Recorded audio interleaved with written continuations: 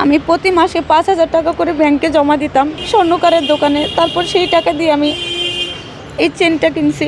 আওয়ামী লীগ নেত্রী পরিচয়ে মামলায় জেতার প্রলোভন দেখিয়ে স্বর্ণের চেইন এবং টাকা নেওয়া, ভয়ভীতি ও প্রাণনাশের হুমকি দেওয়ায় রাজধানীর শাহবাগ থানায় মামলা করেন ফাতেমা আক্তার সাথী নামের এক ভুক্তভোগী। পারভিন আক্তার ভদ্রমহিলা আমাকে বলে যে এই করছে কোর্টে তোমাদের এই মামলা তোমরা যেভাবে রিড করেছো এভাবে রায় হবে না, সিনিয়র লয়ার দিয়ে রায় করাতে হবে। উনি উইলিংলি স্বেচ্ছায় আমাদেরকে সিনিয়র লয়ারদের কাছে নিয়ে যাবেন, দুজন সিনিয়র লয়ার দিয়ে পরপর মামলা রিড করায় এবং সিনিয়রদের নাম করে উনি আমাদের কাছ থেকে মোটা অঙ্কের টাকা নেয় এবং সেটা উনি লয়ারকে যে দেয়নি সেটা আমরা আগে জানতাম না।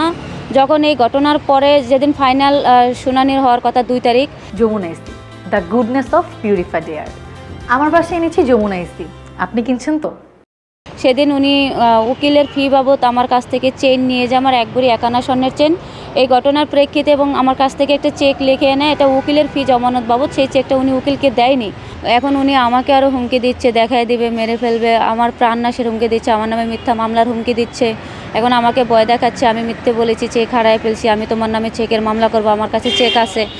অথচ তখন তিনি এসে বিশ্বজিৎ স্যারকে বলছে যে চেক হারায় গেছে, আর এখন বলতে যে চেক ওনার কাছে আছে, আমার নামে এই চেকের এগেনস্টে মামলা করবে, আমার নামে অন্যান্য এই বিভিন্ন মামলার ভয় দেখিয়ে দেখাচ্ছে, মেরে ফেলার হুমকি দিচ্ছে। এক পর্যায়ে ঘটনার সত্যতা এবং 2-3 জন লয়ারের স্টেটমেন্ট, সাধারণ শিক্ষার্থীদের সকলের স্টেটমেন্ট, তথ্য প্রমাণের ভিত্তিতে শাহবাগ থানায় আমরা একটা মামলা করেছি 7 তারিখে এবং শাহবাগ থানা আমার মামলাটা নিয়েছে। তিনি বলেন, গত বছরের ডিসেম্বরে প্রথম ধাপের প্রাইমারি শিক্ষক নিয়োগ পরীক্ষা অনুষ্ঠিত হয়। সেই পরীক্ষা বাতিল চেয়ে সাথীসহ 54 জন পরীক্ষার্থী হাইকোর্টে একটি রিট পিটিশন দাখিল করেন। তাদের সঙ্গে থাকা আরেক পরীক্ষার্থী লুবনা আক্তার লাবণী, তার মা অভিযুক্ত পারভিন আক্তার বিউটি আওয়ামী লীগের বড় নেত্রীর পরিচয়ে ভুক্তভোগী সাথীর কাছ থেকে স্বর্ণের চেন এবং টাকা নেওয়ার অভিযোগ করেন। ওনার ব্যক্তিগত পরিচয় আমি জানি না। উনি যখন আমাদেরকে ভয়ভীতি দেখাচ্ছিল তখন উনি বলছিল যে আমি আওয়ামী লীগের বড় নেত্রী, আমার সাথে তুমি পারবা, বেশি চ্যাঙ্গা নিলে তোমাকে গুম করে দেবো, গায়েব হয়ে যাবা, তুমি বেশি লাড়ালাড়ি করবা তাহলে তুমি গায়েব হয়ে যাবা। এই কথা বলার পরে আমি আইনের আশ্রয় নিতে বাধ্য হয়েছি। আর টোটালি আমার থেকে 30 আর 25 55 আর পরের নিচে 40, এই 95,000 টাকা উনি নিছে। 1 লাখ টাকা। আর আমার গয়নার দাম বর্তমান মূল্য প্রায় 1,16,000 টাকা। এমনটা না যে লেনদেনটা আমি ওনাকে কাগজের মাধ্যমে দিয়েছি বা আমরা সকল শিক্ষার্থীর সামনে ওনার হাতে টাকা দিয়েছি। আমি প্রতি মাসে ৫,০০০ টাকা করে ব্যাংকে জমা দিতাম স্বর্ণকারের দোকানে। তারপর সেই টাকা দিয়ে আমি এই চেনটা কিনছি।